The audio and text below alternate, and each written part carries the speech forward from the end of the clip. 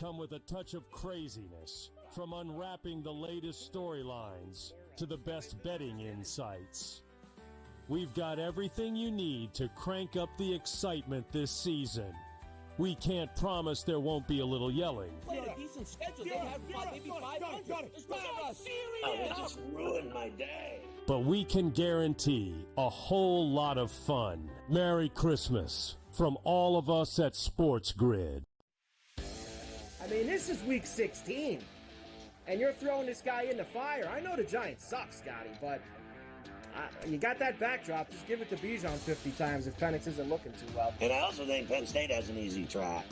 And I think, to be honest with you, Indiana, people are all going to say they should have never been there. And listen, I just wanted to say one last time before that happens that you can all kiss my ass. Pharrell Coast to Coast, only on SportsGrid.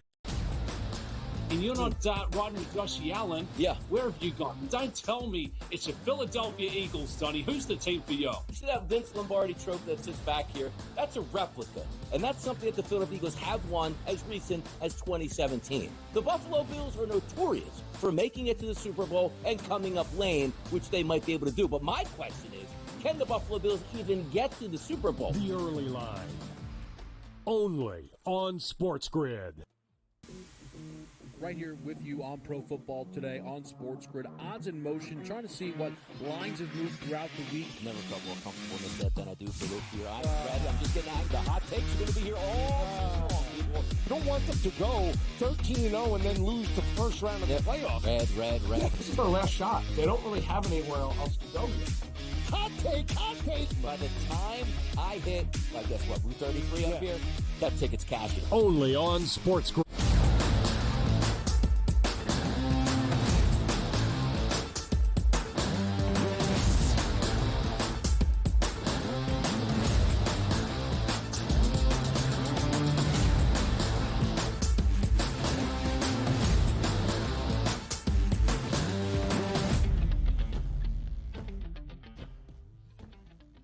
Hello and welcome to a Football Friday Live right here on the early line on SportsGrid and all across the SportsGrid network. That includes sportsgrid.com/watch, where you can find your favorite destination to consume everything all across the grid. He is German Area.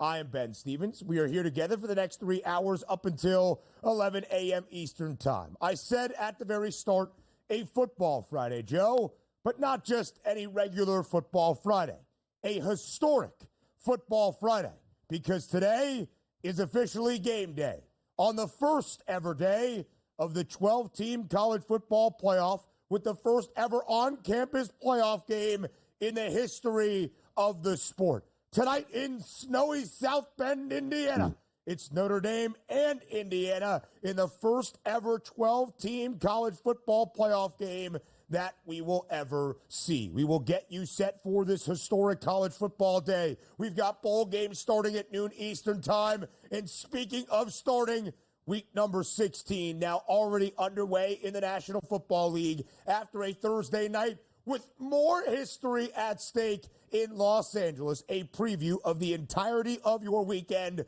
around the NFL that, Joe, if history is the theme, includes a historic Saturday of football as well. A doubleheader in the NFL. Your full Sunday slate preview live right here on the early line. Yeah, I mean, a lot of football this weekend, a lot of meaningful football this weekend. And yeah, I hope that they're all as good as the game was last night, Ben. That's my only wish. And it was a good game, Joe, despite the fact the odds makers were expecting competitive, as we saw between two very familiar foes within the same division, and AFC playoff and wild card implications on the line. But we weren't expecting much offense. We weren't expecting many points. The odds makers had that one incorrect. Pre-game total 41 and a hook between the Bolts and the Broncos last night inside SoFi. LA was down by as many as 11 points midway through the third quarter. And then the Chargers rally to win 34-27 in a high-scoring affair last night against Denver. The Chargers cover as a 2.5-point favorite. And again, that total of 41 and a hook skies way over last night in Los Angeles. I mentioned history on the line last night inside SoFi. The final play, untimed before the end of the opening half, a 57-yard free kick field goal that was converted by the Chargers' Cameron Dicker. The first fair catch free kick in 48 years since 1976 in the NFL. Special teams history last night as well, Joe, in the City of Angels. Yeah, I know. I had a little something for everybody last night, Ben. And basically, for one team, it was a tale of two halves. Great first half, disappeared in the second half, and that ultimately cost the Broncos.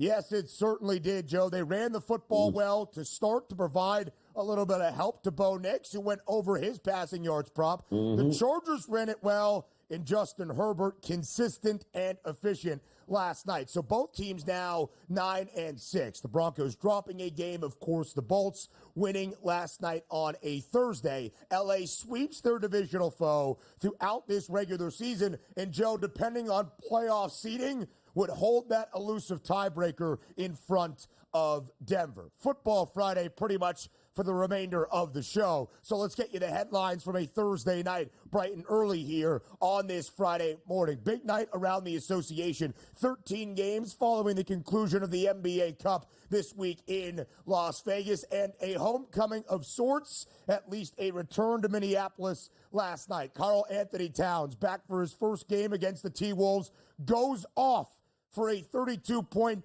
20-rebound performance to lead the Knickerbockers to a big 133-107 win in the Twin Cities. Only the third game this year, Joe. New York booked as an underdog. They went outright as a 3.5-point road dog in Minnesota. Yeah, that was not exactly the kind of effort the Minnesota Timberwolves needed to have there. And yeah, the Knicks took total advantage of it. Great win for them, but at this point in the season, you're running out of excuses, Minnesota. You really are. And, Joe, it's a really good point. Flirting with 500 for most of this year so far. We're past the quarter pole. By the way, in the 82-game NBA season as we near Christmas, Minnesota just 14-12, and as a favorite, 10-14 against the spread. Largest victory margin in the association this season. Last night in a game we expected to be competitive, a basic pick'em by the time we got to tip last night in Memphis. The Grizzlies had other ideas. They win by 51. Again, the biggest win so far this season in the NBA, 144-93. Memphis absolutely hammers Golden State. The Grizz, Joe, just about a 1.5 favorite at home. I was over in the first quarter, Ben. 37-15 first quarter, and that was all she wrote. The Golden State Warriors were not coming back from that particular game. Chalk that up to one of those, yeah, we're good. We'll take the L here before half, and we'll move on. A franchise record 27 converted three-pointers last night for the Grizz as well. Let's get back into football. It's a college football Friday. It's a historic day in CFP because of the CFP. But, Joe, before that, bowl season rolls on. What a successful year in year number 2 at the FBS level for Sam Houston State. Making 10 wins this season with a victory in the New Orleans Bowl last night, pulling the outright upset over Georgia Southern, winning that football game in the Big Easy. Yeah, no, it was actually, it got close late, but really they were in control of that game at the half, and pretty much they ended up going scoreless and allowed them to get back into it in the third, Ben, but then they put them away in the fourth quarter, and that was it, 31-26. Great way to finish the season. Double-digit wins for Sam Houston. Crazy. Second year at the FBS level. They won the FCS national title back in 2020 with Casey Keeler, who was the guy to bring them to this new stage. He's off to Temple. Who's the new head coach? Former Wisconsin, North Carolina, Ole Miss offensive coordinator Phil Longo, who also used to work at Sam Houston State. Joe, some big news for the college football playoff, but frankly expected news. Georgia is more than likely going to be without quarterback Carson Beck for the entirety of the CFP after that elbow injury near the end of the opening half in the SEC championship game 2 Saturdays ago. Yeah, and good thing for Georgia. Plenty of time to figure it out with the backup here, which I gotta believe they're very comfortable with at this particular point. So, and hopefully Stockton won't throw nearly as many interceptions as Beck was throwing there. So let's see how that works out. Carson Beck playing better toward the end of the year, but yes, very turnover prone midway through that SEC slate. Did it move the odds? No, Georgia's price to win a national championship still 5-1, tied for third best alongside Ohio State. Joe, it was trending this way, and now we get confirmation from the Chiefs. They are planning on Patrick Mahomes to start on Saturday. That would be tomorrow against the Houston Texans at home. Great. Yeah, I still think there's a clear side in total in this game, Ben. We'll talk about later whether Mahomes or anybody else, Carson Wentz, was going to play quarterback in this one.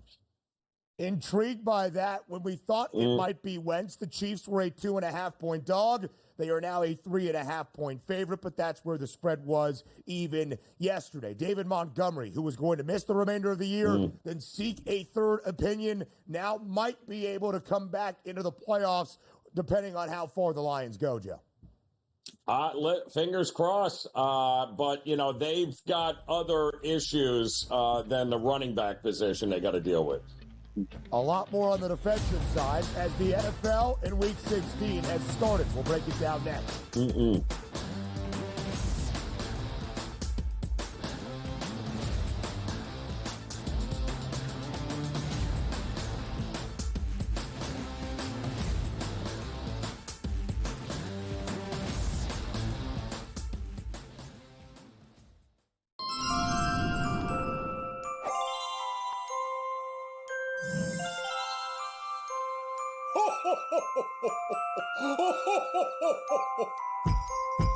On Donner and Blitzen.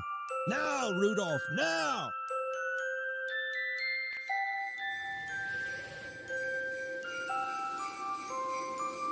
Merry Christmas to all!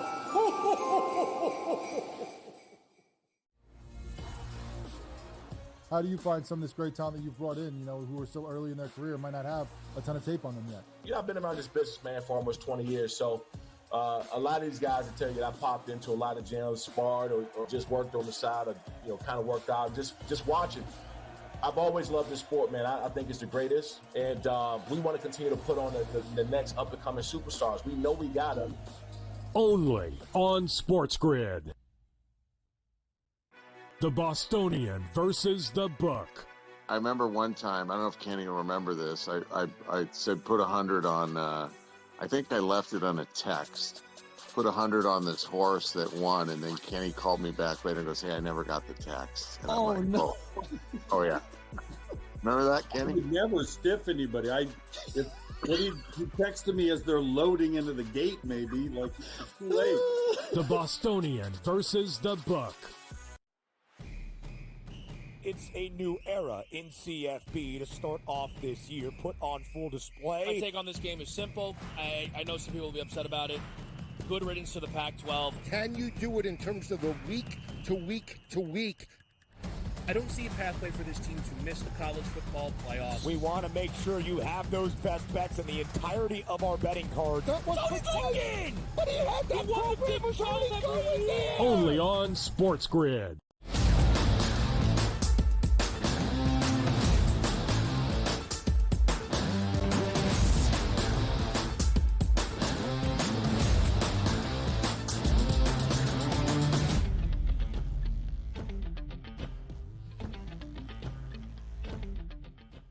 The start of week number 16 around the National Football League last night on a short week Thursday in Los Angeles between divisional mates, but not necessarily with ramifications for the AFC West. That's because the Chiefs have already won the divisional crown for a 9th consecutive season. But, Joe, the significance of last night on a short week Thursday cannot be undersold. Huge implications for the seeding and those positions in the AFC wildcard race between the Chargers and the Broncos. We were not expecting a ton of offense last night, a short pregame total of 41.5. We were expecting a close and competitive game, just a 2.5-point home spread in favor of LA, and that's what we got. But it was high scoring. 34-27, the victory for the Bolts, who were down 24-13 midway through the third quarter, and basically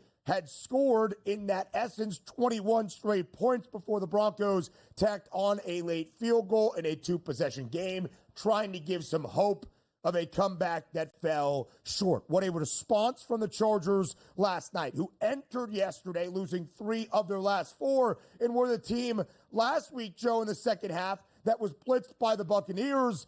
They hand out the blitzing in the second half last night to Denver. Again, the Chargers cover as a 2.5-point home favorite. Our total of 41 and a hook last night. Sky's way over. Listen, I mean, this game started off the complete opposite way that I thought it was going to, Ben. I mean, the Broncos felt like they just couldn't be stopped offensively. I mean, they had absolutely no problem moving the ball in that first half, and it just seemed like every drive was 9 plays, 10 plays, 70, 80 yards.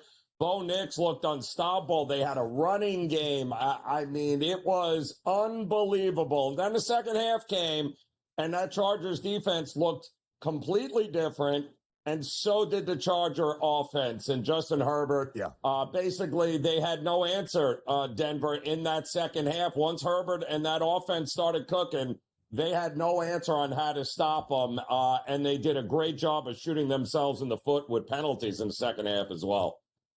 And, Joe, that's exactly why we pushed to the over of that minimal total of 41.5. LA got the ball first last night to start the game, 3 and out. Okay, we're going to be in for a slog-it-out dogfight. But then the Broncos scored on their next offensive possession, their opening of the game, a touchdown. The Bolts respond with a touchdown. The Broncos score a touchdown. In fact, Denver scored a touchdown on its opening 3 offensive possessions of the game.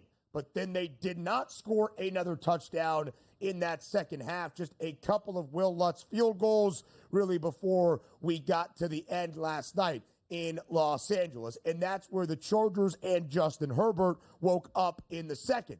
Perhaps did history provide a spark in the closing seconds of the opening half? In fact, with 0 seconds remaining on that game clock, Joe, LA was driving near the end of the second quarter. Justin Herbert throws a costly interception, just his 3rd of this season. Denver gets the ball back under a minute. They end up punting. They punt it back to L.A. Jim Harbaugh wisely using his timeouts to force Denver to punt the football. Fair catch interference as time expires to end out the first half. So with the penalty, the Chargers in position to try a what? Everybody was, what is a fair catch free kick? And the reason people were scratching their heads and saying, what is this play we rarely see in the NFL, is because the last successful fair catch free kick came back in 1976, also done by the Chargers. But Cameron Dicker, the kicker, steps up from 57 yards out on the free kick with an untimed play and buries it to give the Chargers just a few points before the end of the opening half. They were still down 21-13, but you could start to feel a little bit of a vibe shift there for LA that they took advantage of in that second half. Well, I think, and you could see it, Ben, on the broadcast last night. They kept panning and giving you shots of Justin Herbert last night on the sideline. You want to talk about a dude that looked locked in. He was, without a doubt, the best player on both teams last night by far. He was throwing lasers all over the place. He used his legs. He's beat up. He's got a bum ankle. You wouldn't know it last night. He took a couple of shots. I mean, he wanted this game, and he went out there and was the best player and ended up winning that game for him in the second half. That is vintage Justin Herbert. No doubt about it, Joe. And he has not been fully healthy, it seems, for a good majority of this year, especially in the last few weeks. And still 28 rushing yards that include negative 17 yards on the kneel downs to ice out the game in the final minute of regulation. Both quarterbacks, Herbert and Bo Nix, who played each other in college when Nix was at Auburn and Herbert was in Eugene. And then, of course, Bo Nix went to Oregon to be coached by Dan Lanning and those Ducks. Bo Nix was also the second leading rusher as the quarterback for his Broncos last night. And, Joe, that was one of the questions entering the game. Minimal rushing yards prompts for both backs on both teams. Who was going to be doing the lion's share of the production on the ground? A lot of the quarterbacks were the reason why. Audric Estime, the leading rusher for the Broncos. And on the other side, Gus Edwards, 68 yards, 14 carries, 2 rushing scores. That's how the Chargers want to get it done. LA this year, Joe, 8-2 against the spread, booked as a favorite. Only 2 covers in those 8 as the favorite side against a team above 500, both against their divisional foes in these Denver Broncos. Yeah, I mean, listen, this is what we thought it was kind of a line in the sand game last night with these two teams here coming out of the AFC West, right? And it didn't look like much of a fight, man, early on. Yeah. I mean, give Denver credit. Everything was working until, well, of course, it wasn't. And I can't wait to see how this all finishes. The Broncos now 4-4 ATS as an underdog this year, but because they lost both to the Chargers, big-time ramifications for playoff positioning within the AFC. We'll look at it next.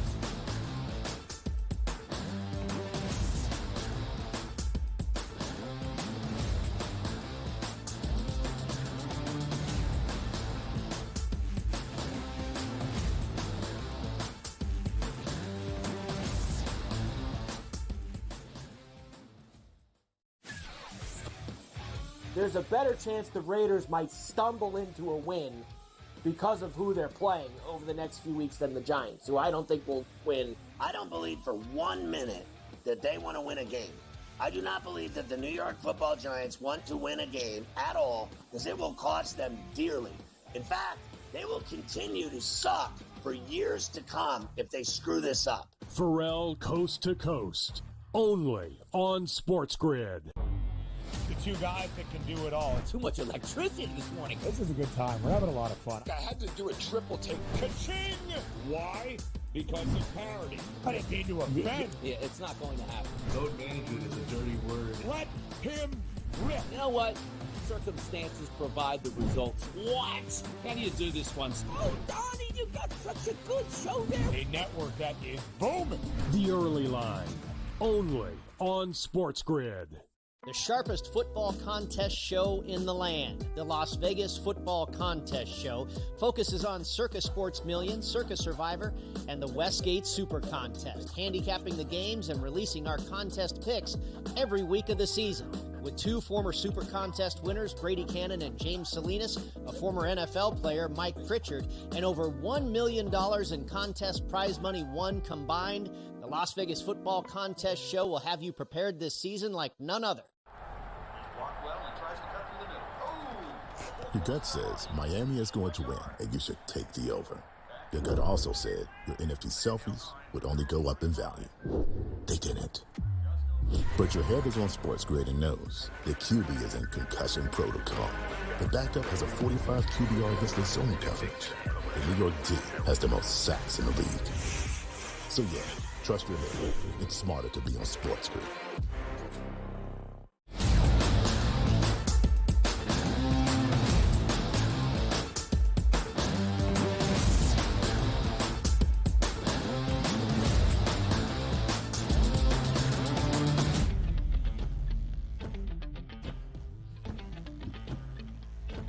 So what were the implications at this stage of the season, with just 3 weeks remaining around the National Football League, of a divisional duel on a Thursday night? Again, no implications for the AFC West. That divisional title race is already done, finito, complete.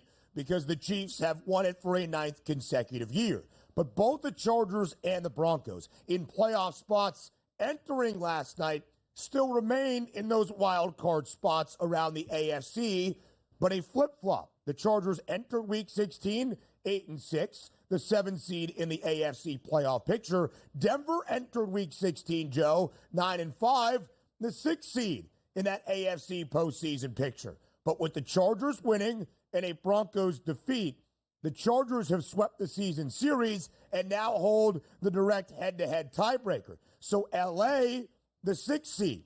Denver, the 7th seed. L.A. with a couple of losses this week, perhaps from Indianapolis, who's a home favorite against Tennessee, and maybe the Dolphins, who are a very slight home favorite against the San Francisco 49ers. The Chargers might clinch that AFC playoff ticket by the end of this weekend. Things get a little bit more precarious and shaky, Joe, for the Denver Broncos after the loss last night on the road in L.A. Very precarious, given the fact that they've got to play now, Cincinnati and the Kansas City Chiefs here over the next couple of weeks. Nothing gimme-wise there. So, and it's kind of crazy, Ben, because the Denver Broncos are the quintessential overachiever. That's what they were this year. And now we're starting to see maybe not the luck is starting to run out. They were lucky last week to win that game because the offense did not play well. They played well in the first half, disappeared in the second half, and the defense got absolutely trashed. So can they get to 10 wins? It'll be well-deserved if they do win one of the next two here. I think that'll about do it, but there's no guarantee they're going to win 10 games, Ben, with these final two they got. Yeah, and Joe, that's a really important point because if Denver does win one of their final two, it doesn't really matter what happens behind them. Same story for the Chargers because the three teams that still have hope for a wild card spot in the AFC, Bengals, Colts, Dolphins, are all 6-8. The best that any of those three could be winning out in their final three would be 9-8. We'll talk about Denver and Cincinnati next weekend in just a moment. Let's talk about the Chargers, Joe. A 9-6 record now. They entered last night dropping 3 of their last 4. Still tied for the best scoring defense in the NFL entering Week 16. Early on, had looked like the team that had struggled the last month entering last night. But in that second half, a Bolts team that we saw throughout the first 2 months of this year, running the football well, Justin Herbert playing at an MVP caliber level, and a defense that was locked in. If we see that version of the Chargers, knowing they are going to have to go on the road to start off the opening round of the NFL postseason, Joe, can they cause somebody a headache around the AFC? If we get that version of Justin Herbert and that defense version that we got in the second half, they absolutely can. Very well-coached team. Didn't shoot themselves in the foot. And I was mostly impressed with how that Chargers defense stepped up in the second half. Just a couple of field goals after getting gashed. A lot of teams would have rolled over, and that would have been it after the start of that game for our Chargers defense. But if they can get that kind of effort, and certainly Justin Herbert's a difference maker, we know that, man. If he can stay healthy enough, they're a dangerous team there. And Harbaugh's got the experience. You know this. Yeah, no doubt about it, Joe. And that's how they want to win football games. Yes, game total went way over last night. L.A. has now gone over in 5 of its previous 7.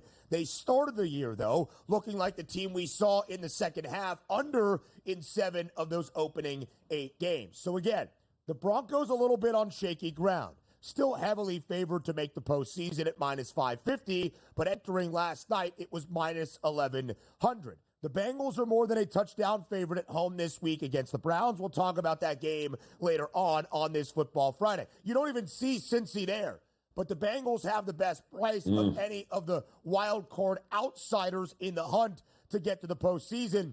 Early odds for Week 17, Cincy would be a full field goal favorite against the Broncos. Again, shaky ground now for Denver. A historic day in college football. Next.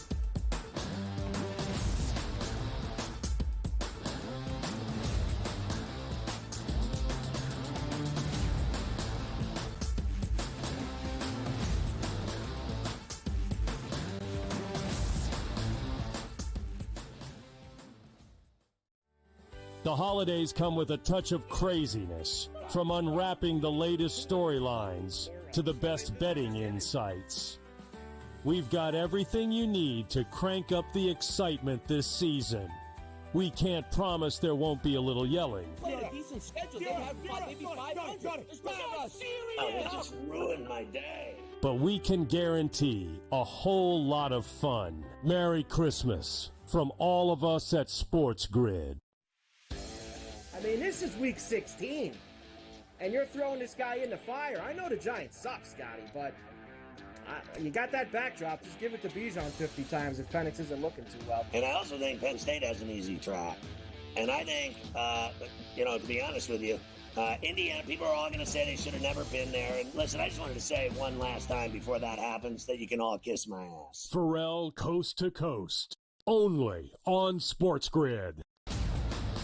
And you're not riding with Josh Allen. Yeah. Where have you gone? Don't tell me it's the Philadelphia Eagles, Donnie. Who's the team for you? You see that Vince Lombardi trophy that sits back here? That's a replica.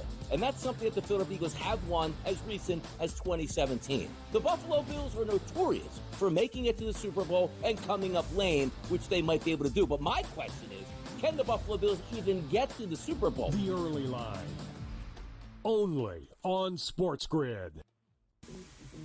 Right here with you on Pro Football Today on SportsGrid. Odds in motion, trying to see what lines have moved throughout the week. Never felt more comfortable in this bet than I do for this year. I'm ready. I'm just getting angry. The hot takes are going to be here all long, people. You don't want them to go 13-0 and then lose the first round of the playoff. Red. This is their last shot. They don't really have anywhere else to go yet. Hot take. By the time I hit, I guess what, Route 33 up here, that ticket's cashing. Only on SportsGrid.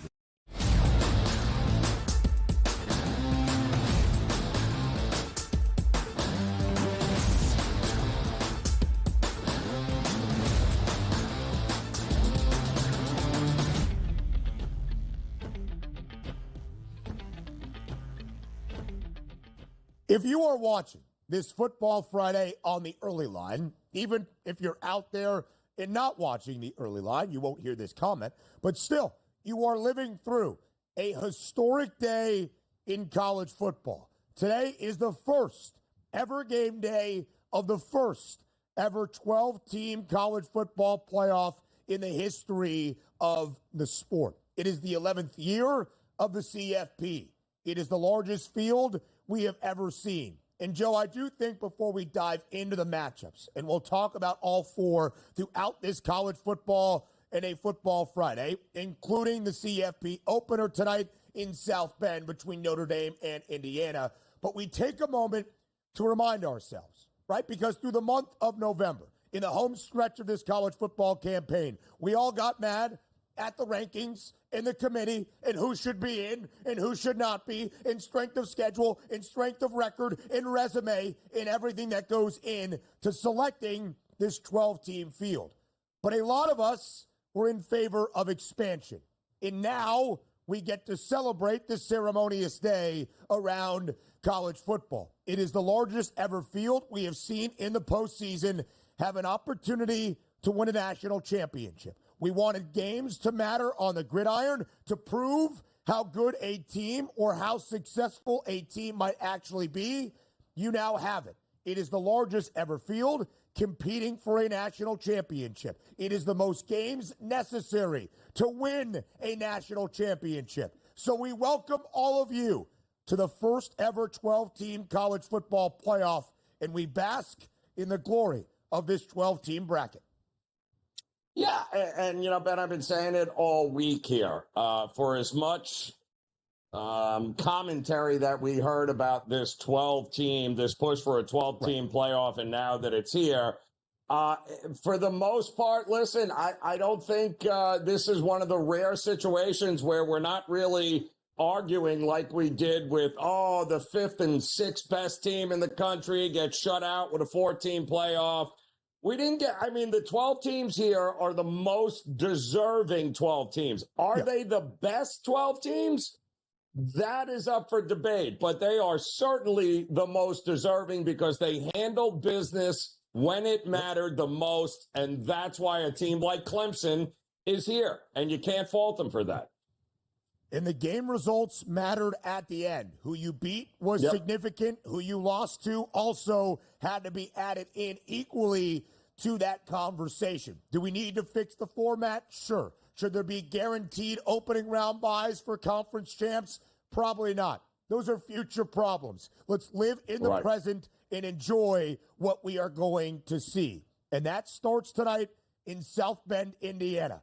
We'll talk about the first game on this Friday night in the college football playoff between the Hoosiers and the Fighting Irish in the in-state showdown in just mere moments. But back to the bracket, because now, like we see come March, you have to paint the path to a semifinal, to a Final Four, to a national championship as well. And here are the corresponding odds. And just quickly again, as we learned yesterday, but frankly, it was expected. Carson Beck more than likely not going to play for Georgia in this college football playoff, dealing with the right elbow UCL injury he suffered in the SEC championship. But let's go back to those prices. The Dogs, after Selection Sunday, after the SEC championship, even winning that conference crown, Joe, were a 5-1 number to win a national title, tied for the third best price. That's where it remains, even with the news of what was expected, that Carson Beck more than likely will not be Georgia's quarterback throughout the duration of the CFP.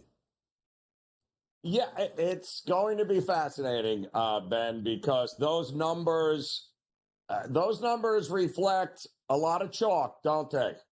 They're not expecting a dark horse in any way, shape, or form, it appears here with these numbers. So there is an opportunity. Do we get absolute chaos here in the first 12-team, college football playoff championship, or is it just going to be as chalky as it gets, and ultimately we're going to get the two favorites here to begin with, ultimately playing against one another for a national championship a la BCS, Ben? Yeah, absolutely, Joe. And there is something to be said for those odds and the bracket, right? A lot was made about Oregon, the number one overall seed, the only undefeated FBS program this year, a perfect 13-0 record with a Big Ten title to its name in its first year in the conference, and they await the winner of the 8-9 matchup. Hey, that happens in postseason brackets. Teams that underperform in the regular season that earn a wild card spot or a lower seed line than perhaps we anticipated, and it makes it more difficult for a top seed. Oregon's still the favorite to win a national championship, and although their path is not exactly easy, I still expect the Ducks to be there at the end of the road. Texas does have a favorable path. Penn State, perhaps the most favorable. Again, some of those at-large teams, Joe, that did not win a conference championship might benefit the most from this format. So before we look at the opening game that you see on the top left, Notre Dame and Indiana, I ask you this. You mentioned it was chalk from the odds and numbers perspective.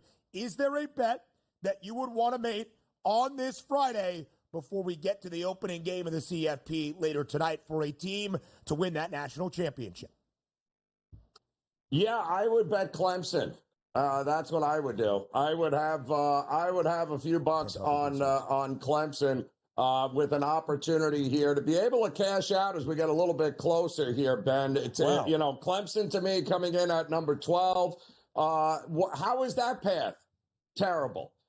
Anybody thinking Texas is just going to roll them, I think you're out of your mind. Arizona State, kudos, great season, but you're going to tell me Clemson can't beat Arizona State and then play? I think Clemson is the value right now. If you want to place a wager, you don't have to go crazy at that number, Ben, but if they win 2 games, boy, oh boy, you're going to be sitting pretty with that ticket. There is no doubt a 60-1 price on the team that has the most college football playoff experience of this entire field. That would be Dabo and the Tigers in their 7th ever CFP, second most in history, only behind Alabama, with 2 national championships. Matching the most in this field, that would be Georgia at a 60-1 number. Might present some value, but that would sound like to me, Joe Ranieri, you expect the Tigers to head into Austin tomorrow and give Texas a game. We'll talk about that one in just a little bit. But it does start tonight on what we expect to be a cold and wintry Friday evening in South Bend, Indiana. In a pantheon of this sport, Notre Dame Stadium, under the watchful gaze of Touchdown Jesus, we will have the first ever on-campus playoff game in the history of college football. Number 7, Notre Dame, seed line. Number 10, Indiana, also seed line. Face off tonight in an in-state showdown to begin the opening round of the CFP. 7.5-point spread, Joe, in favor of the Irish. A total that has remained pretty steady at 51 and a hook. Where do you begin your breakdown for this matchup tonight in South Bend? Yeah, cold, Ben. Very, very cold there tonight. And it's going to look it, too. Might be some snow, like you said. I think it's the perfect matchup to kick off the college football playoff with this new era. I'll say this. They have won 6 straight against top 25 teams. That is the longest active streak in college football right now. They should win this game. Whether or not it's easy for them remains to be seen, but I do like the Irish to win this game. Key matchup in this football game. Notre Dame, 10th best rushing offense in the country against Indiana's best rushing defense in all of the sport. IU only allowing 71 yards per game on the ground this season. IU's quarterback, by the way, is a guy from Ontario. They call him the Maple Missile. That's Curtis Worth. He's not scared of no snow. Saturday in the NFL. Next.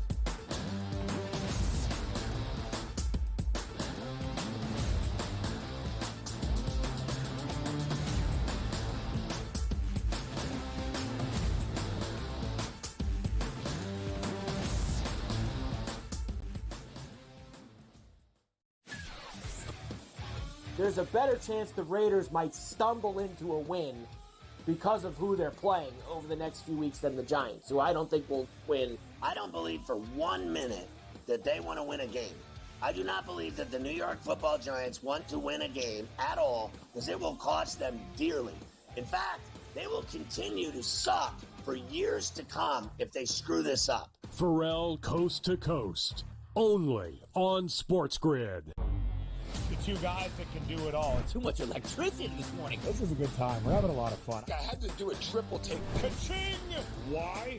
Because of parity. I didn't mean to offend. Yeah, it's not going to happen. Management is a dirty word. Let him rip. You know what? Circumstances provide the results. What? How do you do this one? Oh, Donnie, you got such a good show there. A network that is booming. The Early Line, only on SportsGrid. The sharpest football contest show in the land, the Las Vegas Football Contest Show, focuses on Circus Sports Million, Circus Survivor, and the Westgate Super Contest, handicapping the games and releasing our contest picks every week of the season. With 2 former Super Contest winners, Brady Cannon and James Salinas, a former NFL player, Mike Pritchard, and over $1 million in contest prize money won combined, the Las Vegas Football Contest Show will have you prepared this season like none other. Your gut says Miami is going to win, and you should take the over. Your gut also said your NFT selfies would only go up in value. They didn't. But your head is on SportsGrid and knows the QB is in concussion protocol. The backup has a 45 QBR against the zone coverage. The New York D has the most sacks in the league. So yeah, trust your head. It's smarter to be on SportsGrid.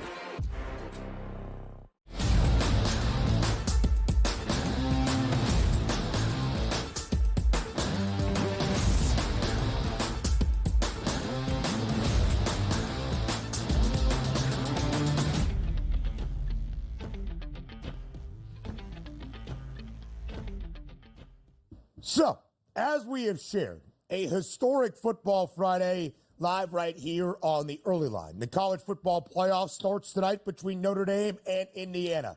A triple header of the CFP tomorrow as well, beginning in State College, Pennsylvania at noon Eastern time.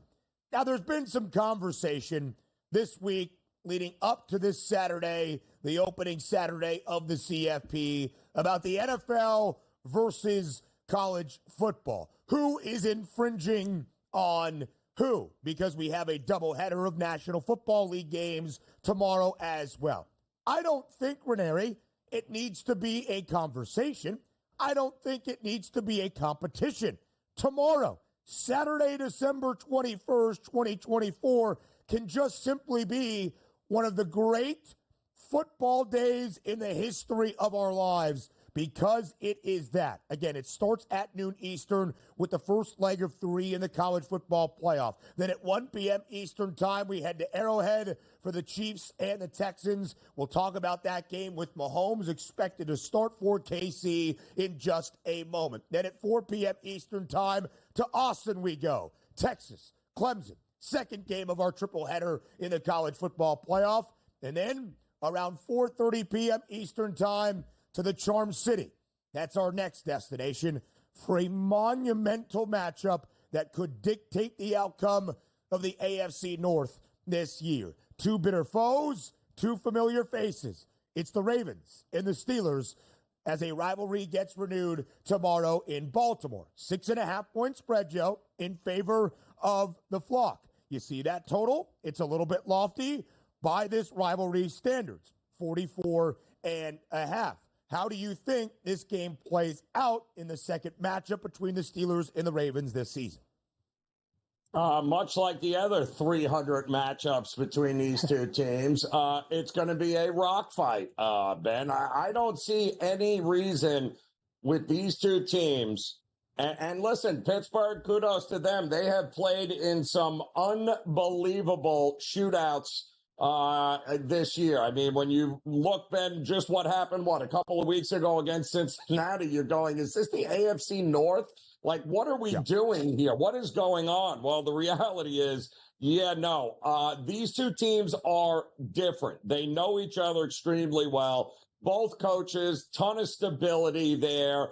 I just don't see it. I mean, these two have gone under in 8 straight by an average of 5 points below that closing line here.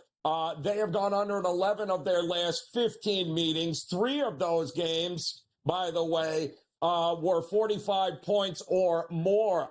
They scored 34 points against one another the first time they played this year. How in the world are we getting over 45, especially if Pickens can't go for Pittsburgh and they can't stretch the field?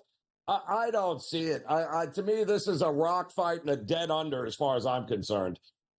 And, Joe, George Pickens was ruled out yesterday based on the injured hamstring that will now sideline him for 3 consecutive weeks for Pittsburgh. You remember the total in the first matchup between these two in the Steel City?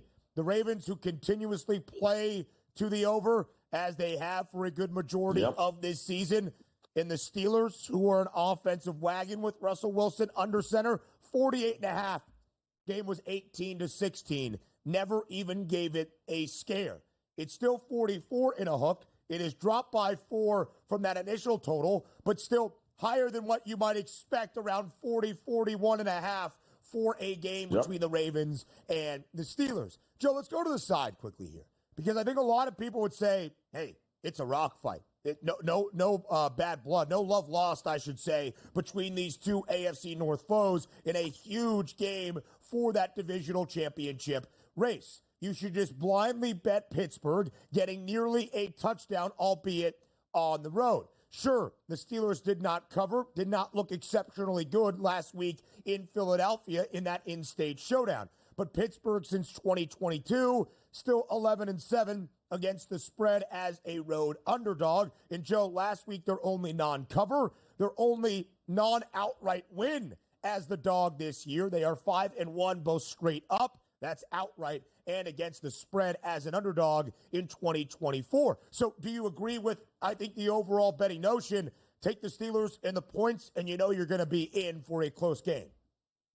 They've won 6 of the last 7 in Baltimore. They're 7-2 against the number in the last 9 altogether here. The last game, Ben, that first time they met, Steelers had the ball for 36 minutes in that game, and Lamar Jackson had his worst game of the season with a 66 passer rating. They're just 2-3-1 against the number at home here. Tomlin, some guys just have your number, and Tomlin appears to be that guy to Harbaugh and the Baltimore Ravens. I think what's fascinating here is that if it comes down to special teams, Baltimore doesn't have the better kicker anymore, do they? It's not Justin Tucker. It's advantage Chris Boswell. And in a game that is usually a rock fight, yeah, I'll take the team with the better special teams, and that is without a doubt the Steelers right now. Total, by the way, again, 44.5. The Flock have played to the most overs this year, 11 of 14 games for Baltimore. Pittsburgh under in 2 straight, but did go over in 5 of the first 6 starts that Russ made in the Steel City. And again, Joe, the importance of this game is magnified tomorrow. The Steelers have that advantage currently by a game and with the direct head-to-head tiebreaker over the Ravens right now in the AFC North. But if Baltimore wins tomorrow, they're even, both at 10-5. They have split the season series. They both had the same AFC North divisional record. The advantage for Pittsburgh in why they still remain a minus money favorite to win the division. The Steelers would have a better conference record against AFC opponents. Yeah, would we have it any other way here, Ben? Really, honestly, with these two and in this division, Cincinnati kind of threw a wrench into it this year by not being a part of the conversation. But ultimately, it's these two teams. It's always going to be these two teams when it comes down to it. So the Ravens end the year with a game against the Texans and then the Browns. The Steelers will also play on the short week Christmas, hosting Kansas City in the Bengals. That's important as well. More on the early line next.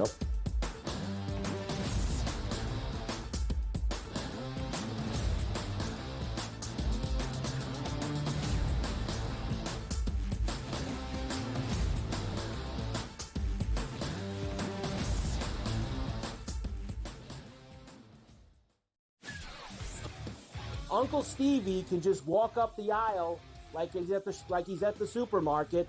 I'll get a starting pitcher here, I'll get a closer here, I'll get a first baseman here, and he'll just keep throwing things in the cart because there is no limit. Now he's gone, so they got to go get arms to make that team better.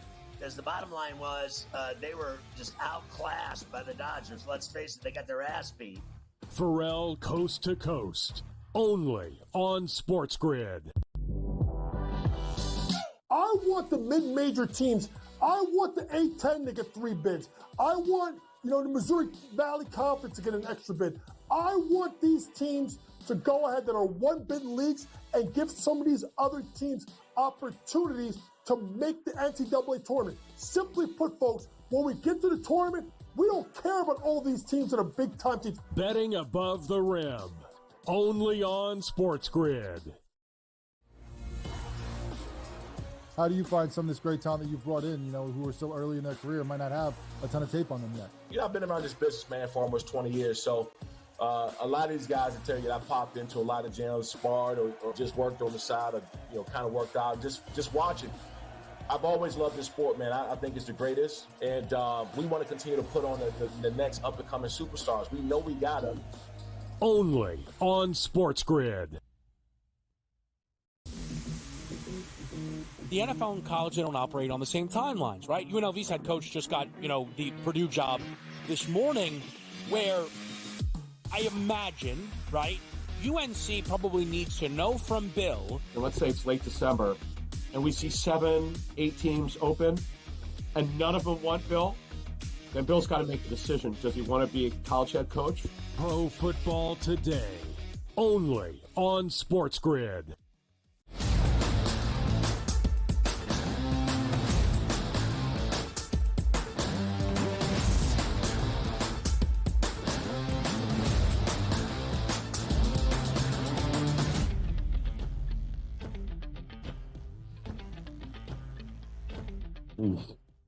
A Saturday doubleheader in the National Football League that begins in Kansas City and ends in Baltimore. The Ravens and the Steelers. Joe, before we get to KC and, of course, the quarterback we will all have eyes on, specifically his right ankle, that is Patrick Mahomes. Let's talk the QBs dueling off in the Charm City first. Lamar Jackson playing at an MVP caliber level, but Josh Allen more than likely to win the hardware. 5 passing touchdowns for Lamar last week against the New York Giants. Russell Wilson, without George Pickens, the offense as a whole has struggled a little bit for the Steelers. How do you compare these quarterbacks for Saturday in Baltimore? Again, familiarity, right? We already seen Lamar. For whatever reason, Pittsburgh has his number. Already had his worst game of the season against this defense. Any concerns about Watt not playing, I think, is ridiculous. Watt will play. And this defense, for the most part, understands Lamar, knows how to beat him. They're one of the few defenses that actually do understand how to go at him here. So I do think the big X factor is going to be Russ. No Pickens. So is Austin enough? My fear with Russ is that if he can't stretch the field, if they don't have that one outside receiver, and I don't know why you got Mike Williams if you don't utilize him down the field, then he becomes one-dimensional and very easy to read. The Ravens' defense, keep in mind, Ben, has gotten much better over the last month here. So, they had issues early on in the secondary. Those numbers have clamped down. They have gotten much better. My fear is they better establish stretching that field and make them think about it. Otherwise, Russ is going to have a long day here against this Ravens defense. The Steelers, a great defense, as Joe alluded to as well. TJ Watt, we would expect to play, although he has been limited at practice this week. Joe's point about Lamar's worst game coming against the Steelers back in November is incredibly sound. The only game this year of 7 that Lamar Jackson attempted at least 30 passes and threw for less than 235 yards. The only game this year Lamar had worse than a 50% completion percentage. He was 16 of 33. One of 3 games this year he has thrown an interception in only a single touchdown tossed. He will have to be much better tomorrow for Baltimore to even win outright, let alone cover, is nearly a touchdown home favorite. Now, let's go to Kansas City.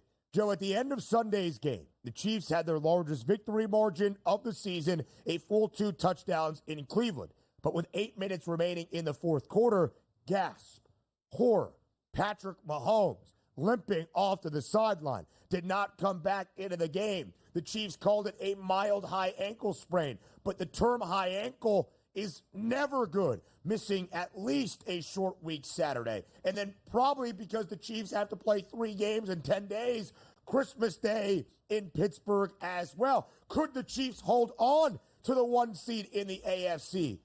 Only for Mahomes to be a full participant at practice all week long on this short week, in the confirmation that the odds makers were already leaning into, making the Chiefs a favorite once again, that Patrick Mahomes is going to start tomorrow at home against Houston. Now a 3.5-point spread in favor of the Chiefs. Total stands at 41.5. The Texans, a 9-5 football team, clinching the AFC South a weekend ago. But, Joe, at the very start of the show, as we confirm that Patrick Mahomes is expected to start tomorrow in Arrowhead, you said something of the sort. Really, when you look at the spread and the total, there's only one way to go. Which way is that? Well, it doesn't make a difference. Carson Wentz, Patrick Mahomes, and by the way, I think Hollywood Brown set the return as well. Yeah. But who cares? This is going to be a battle of the defenses, period. This is going to be a dead under, and I don't care if Mahomes plays or Carson Wentz. C.J. Stroud on the road with that offensive line is going to be under constant duress by Spagnuolo and that Kansas City Chiefs defense. And a lack of mobility with Mahomes going to be a problem against this defense of Houston. So, to me, I think this is a dead under all day long. First half and full game under in this one. The Texans, the most unders this year in the NFL, 10 of 14 games, the only team that has hit double-digit unders so far this season. What are we going to see out of Patrick Mahomes? Here are the early numbers for Mahomes tomorrow against Houston, who also has a great pass rush, as Joe alluded to. Hour number 2 of a Football Friday comes away next.